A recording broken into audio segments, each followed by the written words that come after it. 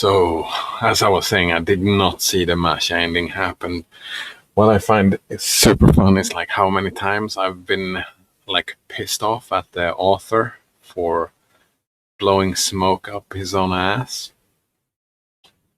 Like when he's been not breaking the fourth wall, but talking about this world. It's like a literature book, and it's a great writer. Like this looks like so great, but now in this ending we're at now,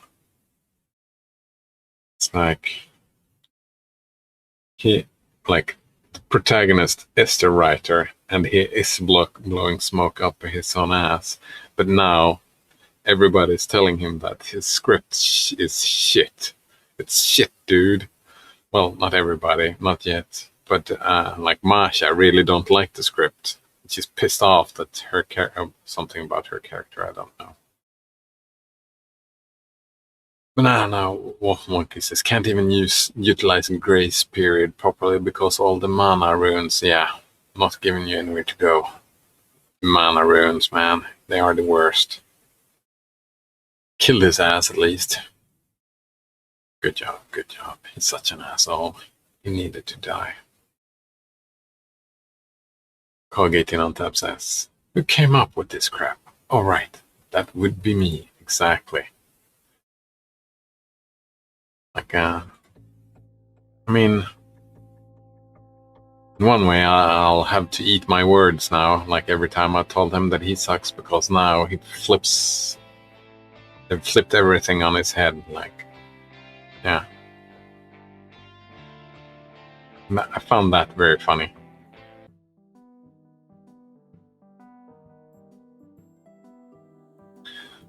Alright. Yeah, exactly. Sure, since the very beginning, she'd had no real enthusiasm for either the script or the whole idea of shooting our movie in a godforsaken pioneer camp. But still, she wasn't that aggressive. Maybe it's the heat to blame, or the grasshoppers.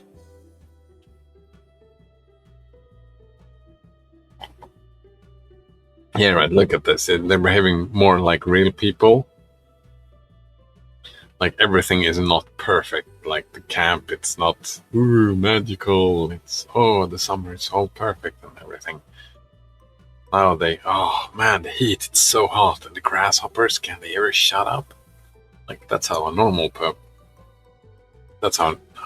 people act, complain, like I'm doing right now. Oh damn, it's so cold. Complaining. Love me some complaining. Sure, that's it. Grasshoppers. They're giving us hell instead of a good sleep. Yeah.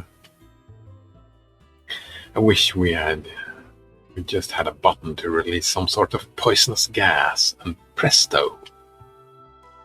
What are you thinking about? Wait. I gotta get into that weeb voice. Well, there are no weeb in here. About the grasshoppers. What's wrong with them? Wonders Alisa. Might as well ask, what's right with them? Grasshoppers? They're not. Yeah, says Sasha. Why? Well, they're so scary. Are grasshoppers scary? Oh, you just don't like insects in general? Nope. Me neither. A heavy silence fell. No matter what's going on in Masha's head, at least she can always keep the conversation going, even if it is about the grasshoppers. I imagined her talking about her hatred toward these hellish creatures, who dare not only plague this already imperfect world, but also keep chirping all night long, this time interrupting your own inner rest and gentle soul.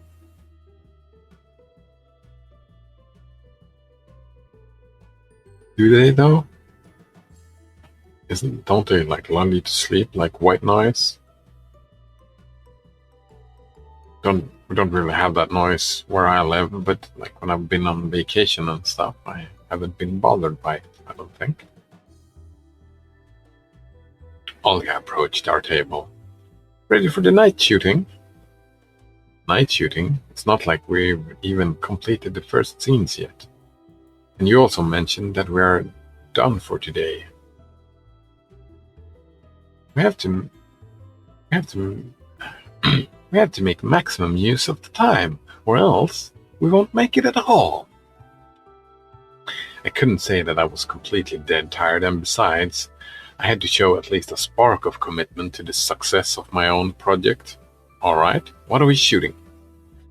The night scene with Slavia in the woods. Nani? Says Sasha. Sasha heard that we were discussing her character and jumped in. Just please, began Olga in a strained voice. Stick to the script this time. I'm not enough weeb, I can't do that. Sorry. And stop that already. She gritted her teeth and turned around and left us. What's that scene about? Haven't you read the script at all? Of course I haven't, says Avisa, proudly. And she continues, I'm more than okay with just reading the scenes where I appear. I wasn't going to trouble her with meaningless talk about the necessity of getting the whole picture to fully understand one's character.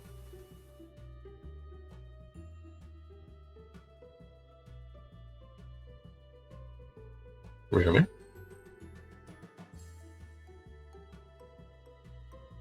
That's an interesting thought. I mean, I'm no actor. I don't understand, like, I don't like it. I'm not good at it. I feel uncomfortable and all that, so I've never looked into it. But I would think like there could be an argument to only looking at the scenes where your character, like, so you don't have any meta knowledge, right? You only understand your character and its motivations. That makes role-playing easier, right? I've been looking into a little bit of like Dungeons and Dragons and stuff like that, and people do metagame, right? Because they know what's going on even though their character doesn't know. Like, wouldn't it be easier to do it if your character didn't know?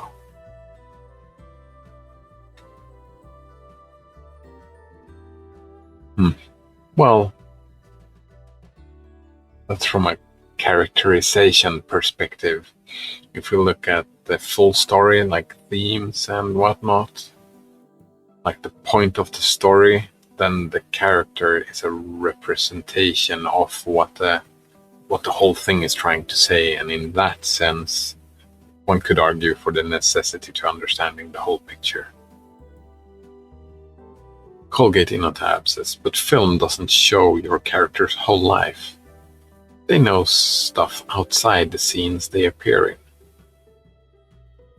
I mean, yeah, but like, those stuff is up to the actor and maybe the writers to put, like in this, for example, like Semyon's perspective of Alisa, the character Alisa shouldn't know about, right? Because he hasn't told her. And so that part of the script doesn't really help with acting Alisa. It might even make the acting worse, because you know stuff that the character wouldn't know.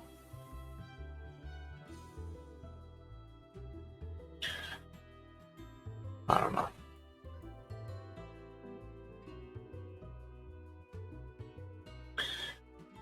I'm watching Slavia dancing by the side of the lake in the woods. Yeah, it's so romantic. Wait, what? Is it romantic? I didn't think so. And she strips down in process. Yeah? Sasha stared at me with a look of incomprehension. The meaning of my words dawned on her after several moments. Strips? Relax, not completely. Well, if it's gonna be you, she blushed. Sure, seems like this girl has not only been watching too much anime recently, but also he's not the smartest one by birth. Just why did Olga cast the characters like this? As for me, I'd rather cast Masha to play Slavia and Sasha as Miku.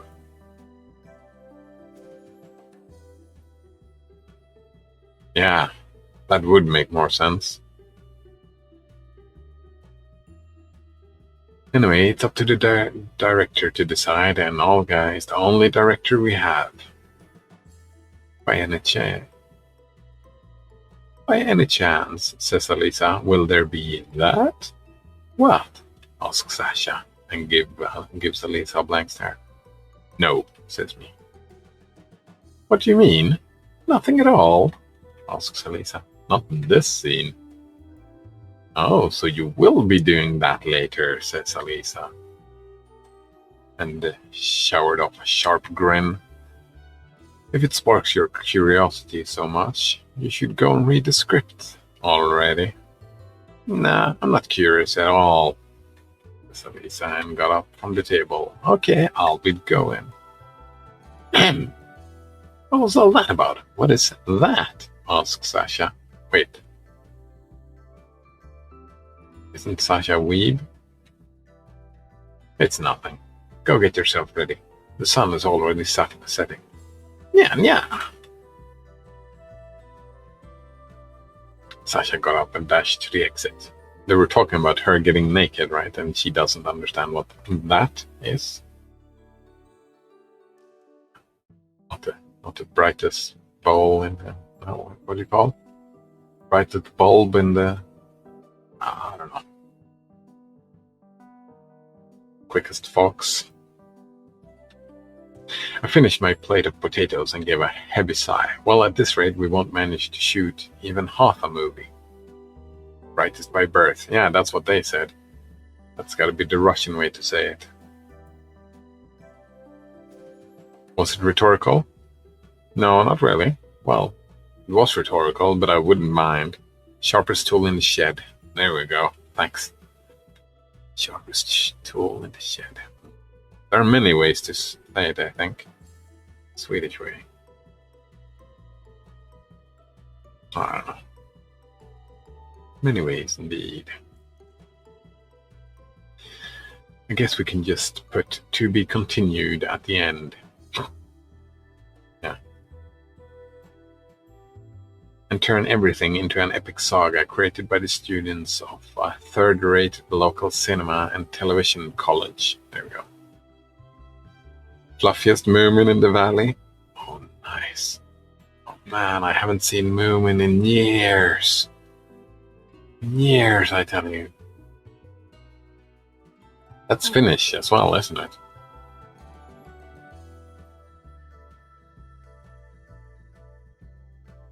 I remember it was good, but I couldn't tell you what it was about. Yeah.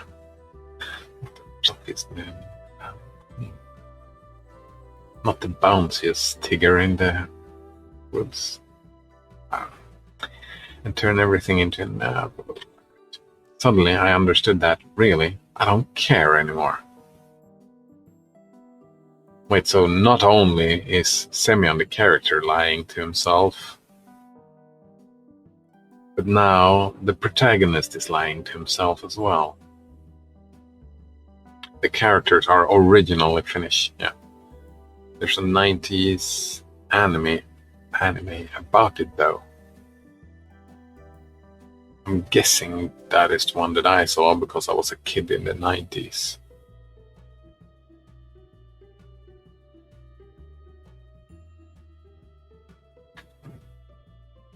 Ready? Says Shurik.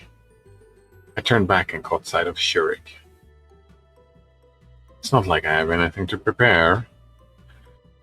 Do you think you can manage these night shootings? Oh, somehow. Let's get going then. It's finally become colder in the evenings. Too cold, I'd say. I was sitting on a stump and trying to keep myself warm in my thin top while others were aligning cameras and lights. Masha showed up. Why should I be doing this stuff anyway? It's not like I even have a part in this scene. Masha was setting up a light reflector cloth between the trees. Who else? We're always short on manpower. Well, you could bring on more people for this. Everyone would have been happy to participate in the production of such a masterpiece. Are you complaining about something? Olga gave her a menacing look. And not at all, I'm fine. Our director was probably the only person here that Masha hesitated to argue with. I wonder why. Shurik sat down next to me. What do you think? Any chance we'll get it in only 2 or 3 takes? I have no idea. It's not like it depends on me. I nodded towards Sasha. She was jumping up and down energetically by the lakeside, warming up for her role. Oh, I see, says Shurik. He heaved a doomed sigh and headed to his camera. All right, it's time, says Olga. I hid myself behind a tree. Camera, action, shouted Olga. Sasha walked past me, almost dancing. I couldn't help noticing that given all this extra lighting, combined with the moonlight, she looked plain stupid. Oh? But that's the cameraman's concern anyway. It's probably for the best. I slowly emerged from behind a tree and followed her. Sasha went along the shoreline, almost hovering above the ground, taking off her neckerchief and unbuttoning her shirt on the way. In fact, it actually looked amazing. I bet she could have been a great actress of the silent cinema. Soon enough, Sasha disappeared into the woods. I took a few moments to space out at the shoreline and then started to follow her. Cut! Sasha immediately dashed back from behind the trees. So, how is it? Excellent, perfect. If only you could perform like this every time, on the first take. Then we would have all finished in time. You're saying it like we're gonna make it on time, I noted skeptically. We'll make it, you bet. What do you mean, that's all? Masha suddenly appeared next to me as if out of nowhere. You wanted something else? Asked Olga. We spent like 3 hours in preparation for only 1 minute of footage. It's cinema. Cinema, you know. Art, says Olga. One can be hunting a single shot for years. One could keep shooting a 5-minute movie for decades. Olga looked particularly funny waving her arms around like that. Sure, says Masha. She mumbled it in a wasted voice. So that's it? Yeah, that's it for tonight, says Olga. Then good night, everyone, says Masha. Oh, we're not, yeah. She threw that piece of reflector cloth to the ground and hastened off towards the camp, not helping out picking up after me. I quickly mumbled my goodbyes to everyone, grabbed a script printout, and rushed after her.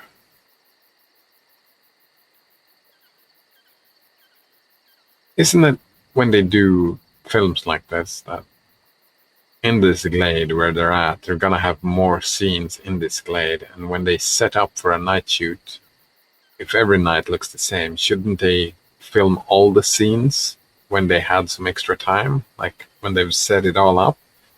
And then do other scenes that take place here as well?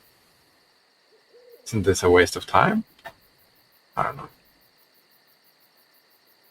I quickly mumbled my goodbyes to everyone, grabbed a script printout, and rushed after her. Hey, I was at the square when I caught up with her. Oh, now what do you want? A look of extreme fatigue was on Masha's face. Maybe you want to take a short walk before you head off to sleep. Why would I? She glanced at me, apparently misunderstanding me. Well, it's still so early. I bet you wouldn't even think of going to sleep at this time in the city. In the city? This isn't the city here, you know. Here, 3 days count for one. Oh, come on, it's still early. Oh, fine. She gave me a bright look and smiled. Just not for long. Ma'am? Yes, ma'am. Why do you carry that all the time? She asks me, and pointed to the stack of paper I held in my hands. Well, you never know what might happen. Shortly thereafter, we arrived at the beach. What a lovely moon, says Masha, and started to strip and dashed off towards the river. I don't know what I was expecting because she had a bikini under that pioneer uniform of hers. Fascinated, I stared as she paddled her legs in the water, which caused a ripple to splash around her. So you're still able to have fun, I said. I shouted towards her. She threw me an offended look, came closer, and sat down next to me. Yeah, it's like recently you all think that I'm just an old hag. Of course you're not, but you're still one hell of a moaner. Oh, don't you know it? Or you're gonna know about it. I guess I have my reasons. Not sure, I don't see any particular ones. Masha got up and moved several feet away from me. Oh, come on. Oh, don't come on. Don't come on me. It's just, one can't be such a what? You never see anything. She put her head down on her knees and added quietly, and you never understand. Yeah, that's me, cold-hearted, dumb and dull. Orisha gave a barely audible laugh. Yeah, exactly. Let's go swimming? It's cold in there, I said. It won't take long. Oh, okay, I said. The water was surprisingly warm, so indeed we were hardly going to freeze. I sat down at the towel that somebody else left behind and took a deep breath of the soft night air. Oops, sorry. Was that me? Banana Waffle Monkey says, don't come on me. Oops. Well, she says that now, but just you wait, Banana Waffle Monkey. We're gonna hear another tone later on. Marisha lay in front of me and rested her head in my lap. Am I disturbing you? No, not at all. I just felt kinda tired. She looked straight into my eyes, but I averted my gaze. Why can't it all be the same as before? How so? Come on. That was a joint decision, you know. Oh. But nevertheless, she put her arms around my waist, and I felt even more ill at ease. Why have we come here in the first place? To shoot a movie. I tried to put it off with a jest. Still, if it wasn't for you, I would have never gone to this college in the first place. Oh, that's rough. We could have already, she sighed. But now, I still think that digging up the past in this context is hardly a good idea. You might think so. As for me, I still think that we shouldn't have. You were the one who wanted it in the first place. I never wanted it, said Masha resentfully. Oh yeah? So it was me who insisted? Yes, it was you. She turned away, but didn't get up me. You're always like that. You don't like this, you don't like that. Why can't you just adopt a simpler approach to life? Take a look around. It's a splendid summer. It's a beautiful night. We're shooting a remarkable movie. In fact, everything's great. You really believe that yourself? Her question was indeed one worth asking. I do, kind of. It's not like everything is always ideal. But what's so bad about it? Everything is bad. She seemed ready to burst into tears. The stupid camp. That stupid script of yours. Everything is bad. You're not a child anymore. We could have already started a family, gotten a job. Hey, we discussed it we discussed it all like 1,000 times, I said. Yeah, and broke up exactly because of that. That was your call, mind, precisely because of your everything is bad attitude. Oh, but you go like everything is great to make up for that. Only fools rejoice about everything around them. I'm not rejoicing, or rather, I'm rejoicing about things that are worth rejoicing about. I like my work. I find pleasure in films. Do I though? Really?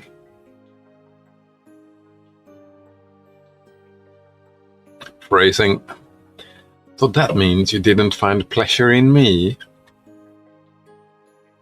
She got up and leaned against my chest. Maybe we shouldn't? What's the matter? Don't you want to? I couldn't make up my mind on how I should reply. On the one hand, I didn't want to open old wounds, but on the other hand, I clearly understood that I'm not in a position to refuse. Wait. Oh, right. He's not in a position to refuse. Yeah, she broke up with him. Then, yeah, he's not in a position to refuse indeed. And by now, I didn't care if someone who might not be sleeping might see us. But why? What comes after? Who cares? Well, in that case...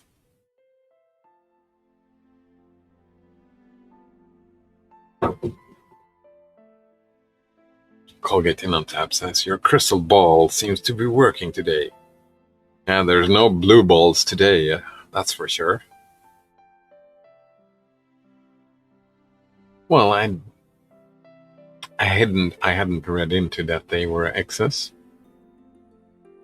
That actually makes it a lot more that she's being so pissed off as she is. Makes a lot of sense. Like, she wanted to become an adult and he wanted to be a teenager for a bit longer. I wonder how many relationships have been broken up over women wanting to become adults and men just not wanting to. Just not wanting to. That's gotta be a lot of breakups working exactly like this. The gleaming moonlight reflected in the water droplets on her bare skin. The sticky sand. Oh, sticky sand, eh? Icky sticky. Icky icky. The chill of summer night and the heat of her body. Heavy breathing and gasps of pleasure. Everything passed in one brief moment.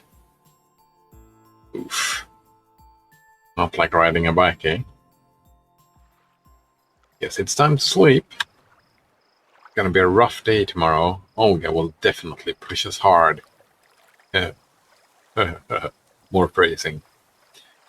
I was slowly buttoning my shirt as I watched Misha dressing. I don't want to sleep alone, she murmured quietly. What, afraid of the grasshoppers? It's not the grasshoppers, it's the crickets, and I'm not afraid of them. She averted her gaze and blushed a little. It's just, well, unusual.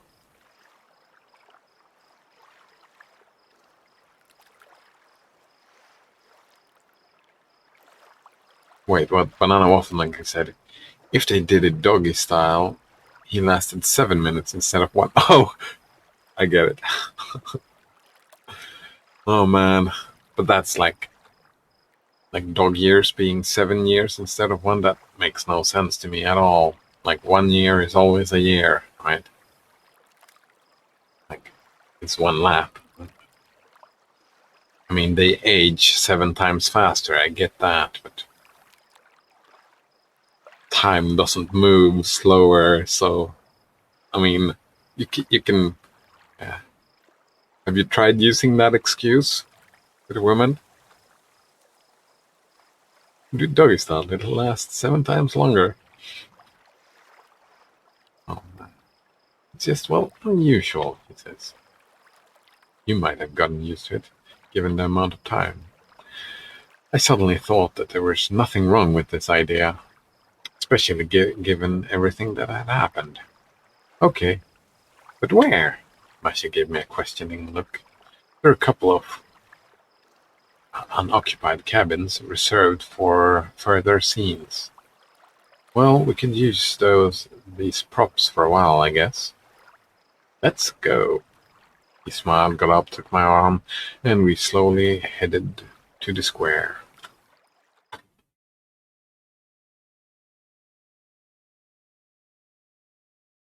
Colgate in on top says, that's a pretty bad model for dog age. 1-year-old dogs can reproduce, whereas 7-year-old people... Ooh.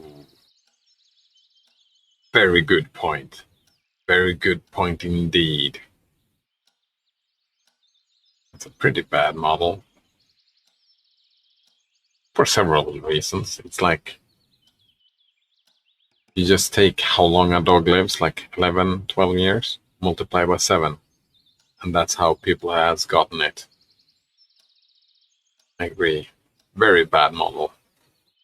Very bad model indeed. What I find cool is like when horses get born, they can walk. I have a niece. She's almost 1-year-old. She can't walk. Almost. She's getting close. An irresistibly blinding morning glare struck my eyes. I wasn't able to stretch. Masha was sleeping on my left arm. Oof. Again with people sleeping on his arm. Oh, oof. That sucks, dude. I barely managed to pull my limb from under her head and just massaged it for a long time, trying to restore the blood flow. Scratching my stubble, I reached for my shorts to find my cigarettes. Perhaps we shouldn't have gone that far yesterday after all. Now she definitely won't leave me alone. Wait, what? She won't leave him alone? Oh, right. That kind of breakup. She wants to, like, start a family and whatnot. He doesn't want to. They break up, but none of them really want to break up. And now she's gonna start nagging him about growing up again, I guess. Well, probably not. That's not in her nature. But a bad aftertaste will still remain. Mm-hmm. Now she has an argument to scold me with. If I just give her one chance to yet another argument. It's not like she's short on them. Unable to find the cigarettes in my shorts, I thought that I must have left them behind in my cabin, so I clumsily dressed and went outside. Oh Lord, let it rain at last. It's impossible to work in such an oven. And it's like this, day and night and day. Rubbing my eyes, I plodded down the trail and didn't notice somebody coming until they ran right into me. It was Rooter. Router? Let's go with Rooter. Hey, Simeon, he said. Hi there. I shouted after him. Oh, he ran just past. Finally, I came to the cabin, opened the door, and entered.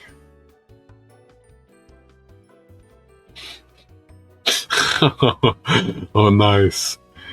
Oh, Colgate in on tap. The math head says 16 multiplied by in dog's age. So wait, plus 31 gives a better conversion. What does IN stand for? No, it's LN, right? Natural, yeah, it's a logarithm. Fuck, I never learned those. I started playing around with them, but I never wrapped my head around the logarithms. Isn't it like a reverse derivation? Something like that? It gives a better conversion anyway, he says.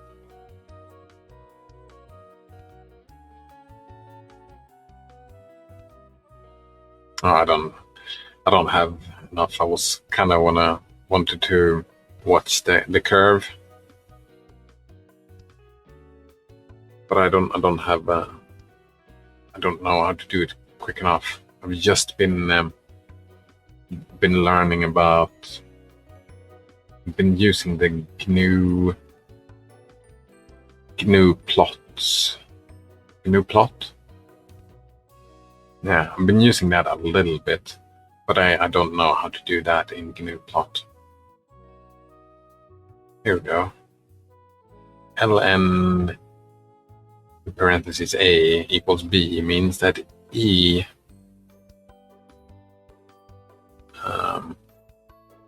in the power of b is equals a. It's the inverse of an exponent, except you want to cry when you deal with them, says Banana Waffle Monkey. Yeah.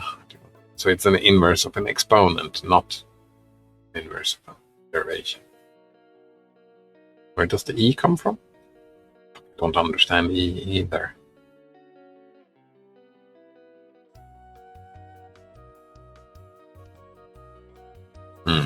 No, that's over my head. Whew. Euler's constant. There we go. Isn't there like two different e's?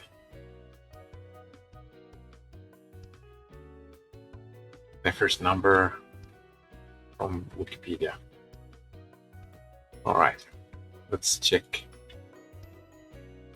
First number.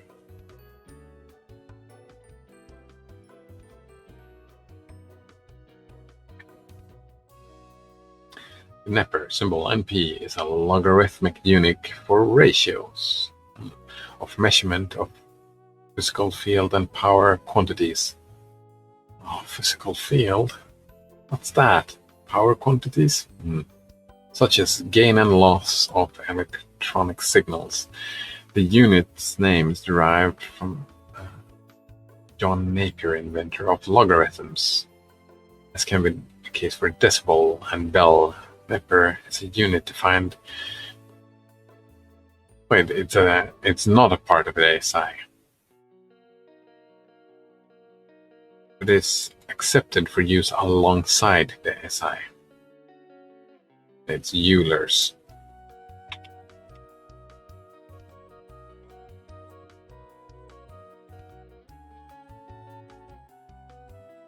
A direct translation from Finnish and hope for the best. Here we go. This is Euler's. E.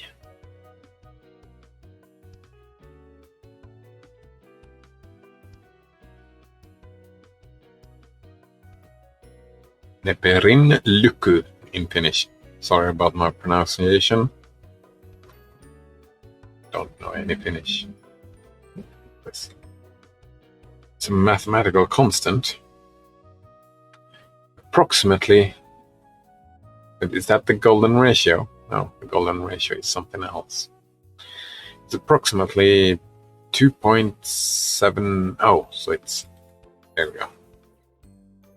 It's 2.71828.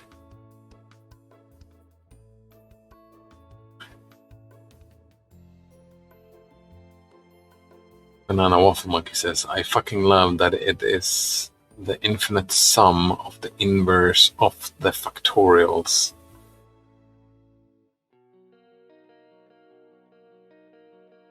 Colgate on tab says, it was pretty good pronunciation. The U's, the U, was a bit too much E, I think.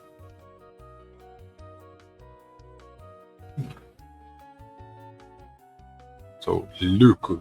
Luku? Luku.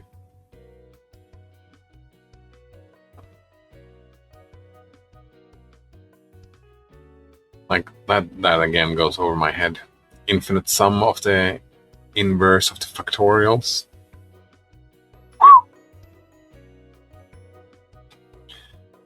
Second last try was correct. Yeah, the last one was how it would have been in Swedish. numbers go brrr, or ooh. Oh man. Maths. Oh, yeah, there we go. That's the infinity symbol. This is... What's this symbol? Don't know that.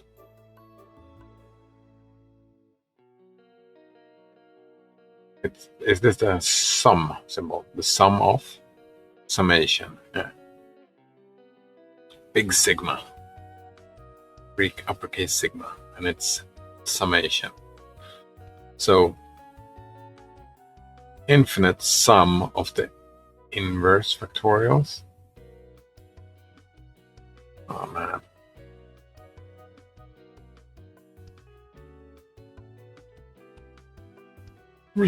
It's this. Anyway. It's almost easier for me to just see it. Oh, it's this.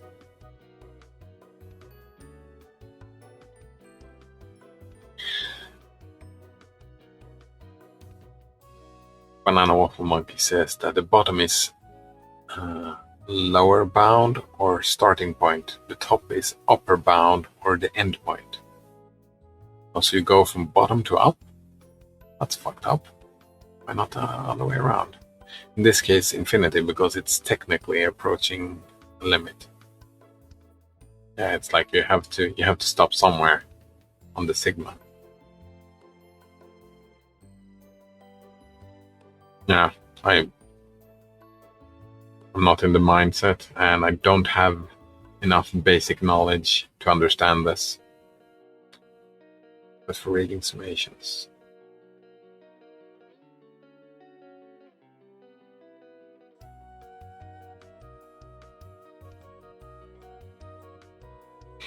Oh man. Oh, something flew by here, I think. Let's get back to some simpler mind, some called some more Twilight for teenage boys. Like simpler minds. Finally, I came to the cabin, looking for the smokes, not doing any maths. Olga was inside. She drilled me with her gaze. Would you care to explain? Wait, what? What's the matter? Where did you spend the whole night? She looked at me more than menacing. I was with Masha. And what's the problem? After all, everyone got it already, so it makes no sense to hide it. With who? Olga gave me a surprised glance. With Masha, I repeated calmly. We don't have any Mashas here. Now it's my turn to be surprised. Oh, are they filming? Semyon, your behavior is unbecoming of a true pioneer. Are we shooting already? But where are the cameras? I grinned. Semyon, oh come on. I headed towards my bed and opened the drawer. However, my backpack wasn't there. Have you seen my backpack? Backpack? She looked at me in surprise. Yeah, it was here. But you arrived here without any luggage. Wait, what's going on? What? I broke into a silly smile. And I still haven't finished yet. Oh, that's super sneaky. Olga, I get that you're in the finest of moods this morning and you have an eagerness to joke around, but how can I feel when a pioneer, a future Commonwealth member, is acting like that? A pioneer? A Commonwealth member? Something is definitely going wrong. Olga, have you slept well? Are you okay? How dare you speak to me like that? What's your problem? To sum up, you need to be at the lineup half an hour. In half an hour, as for me, I still need to find Miku. Miku? It looks like they just want to play a prank on us. Ma'am? Yes, ma'am. I saluted and marched out of the cabin. I have to go and tell Masha, share some laughter with her. I vigorously pushed the cabin's door open and ran in. Masha, you won't believe what her... Masha was sitting on the corner of a bed with an absolutely pale face, wrapping her arms around her legs. What happened? I leapt to her side. Lena just came in. Lena? She wasn't planning on coming for another 3 days, I said. It wasn't our Lena. This was... It was just something that looked like her. Oh. Masha was trembling, and an expression of horror was on her face. Calm down. Let's take it slowly. She was talking about some kind of lineup, cleaning up the grounds, about the library, about the music club. Her breathing became rapid, and it wasn't a joke. I'm sure of it. I recalled the recent conversation with Olga at once. Okay, calm down. I still haven't got a thing. Wait, what? It wasn't our Lena, it was Lena from your script. She raised her tear-filled eyes to me. I understood right away that this wasn't a joke, and my courage vanished. That's ridiculous. It just can't be. Though, recalling the conversation with the director, No, I'm sure, she says. She threw herself in my arms. I tried to calm her down. We have to think logically. I said then. Just them trying to pull a prank on us, that's all. I was just talking to Olga and she what? Also looked unusual to me? Nah, I can't just say that to Masha. In the end, they will have their laugh and then quit it. No. Something has happened. Something horrible. I'm sure of it, says Masha, and was sobbing in my arms. Okay. Let's get down to it. Let's talk to someone. For example, let's talk to Rooter. He surely isn't the main stand-up comedian in our hood. To tell the truth, at this point I was interested myself in finding out what kind of joke this was. One that can bring Masha, who is always calm and prepared for anything, to hysterics. Okay, she said, and wiped away her tears and got up from the bed. Calm down now? I'm trying. She smiled faintly. Let's go. We left the cabin. Where to? Olga was talking about some kind of lineup. Let's go to the square. Most likely they will be there. Masha took my hand, but let it go right away.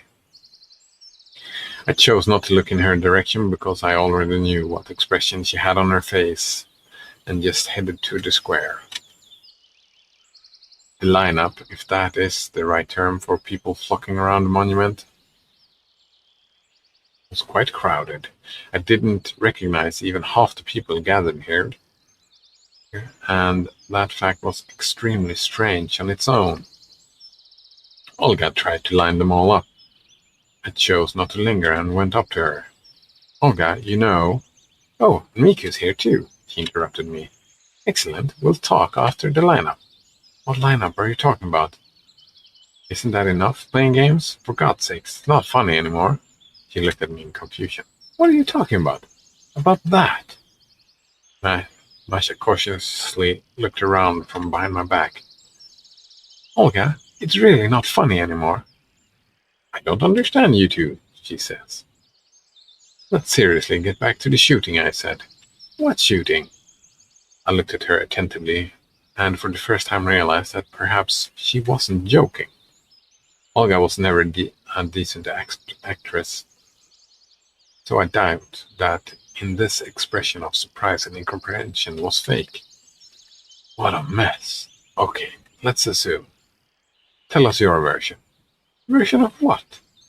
She was still blinking in her eyes, looking at my mouth.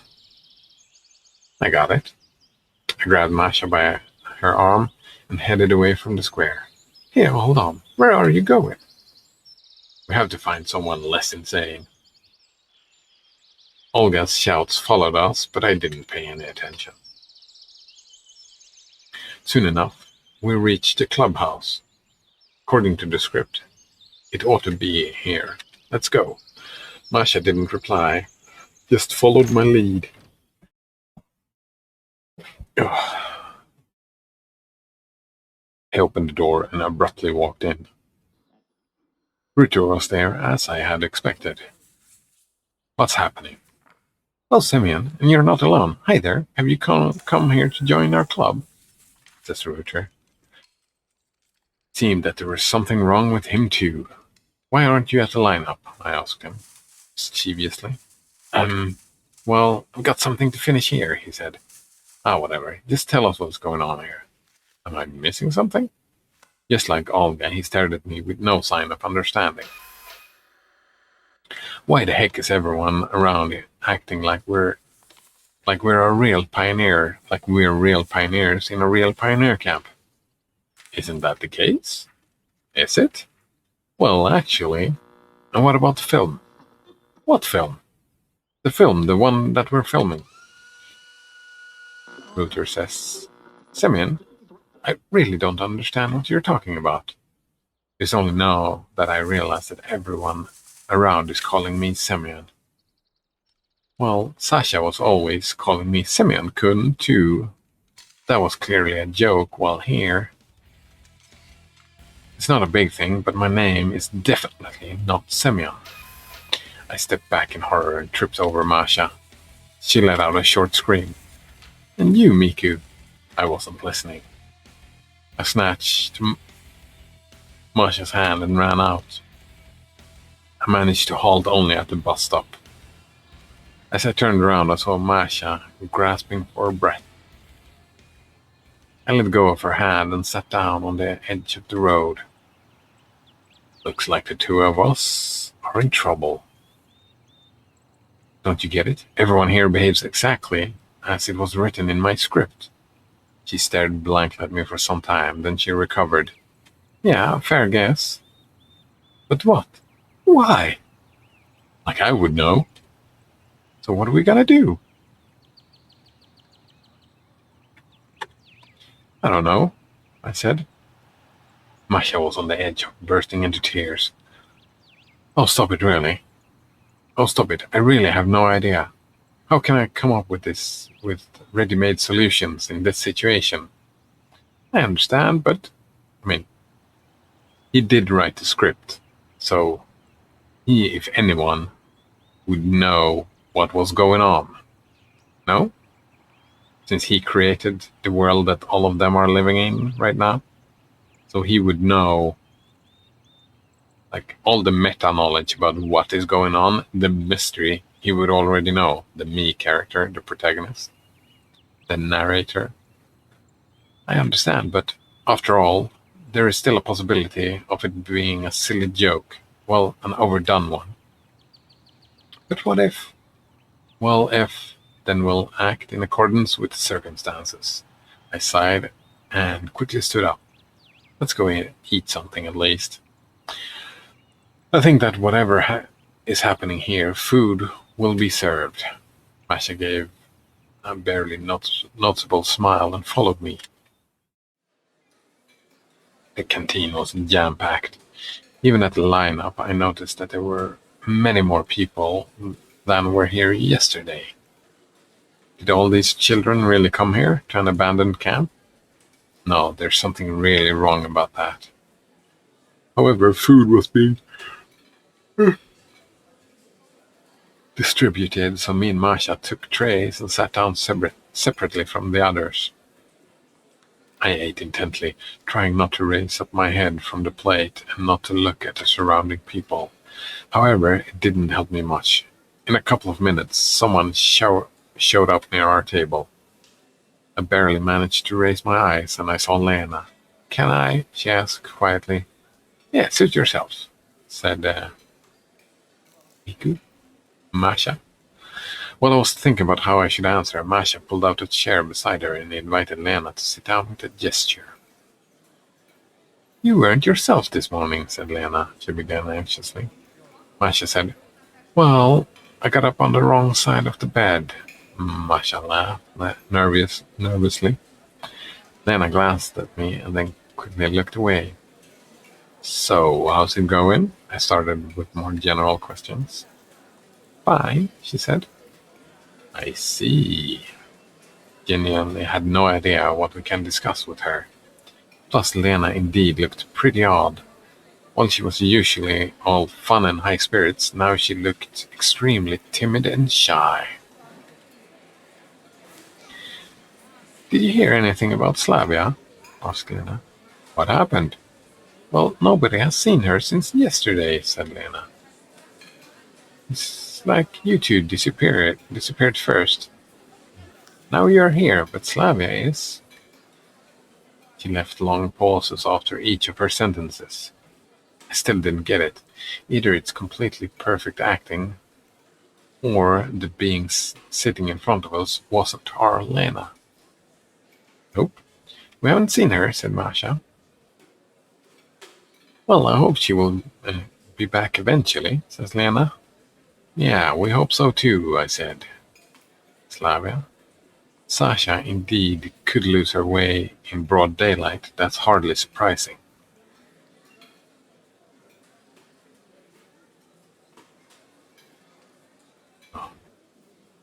I was just finishing eating the rubber-like oatmeal when suddenly Olga ran into the canteen, waving her hands. Ooh, I'm getting even more tired, and it's time for lunch. A good spot to end. On time, for once. There we go.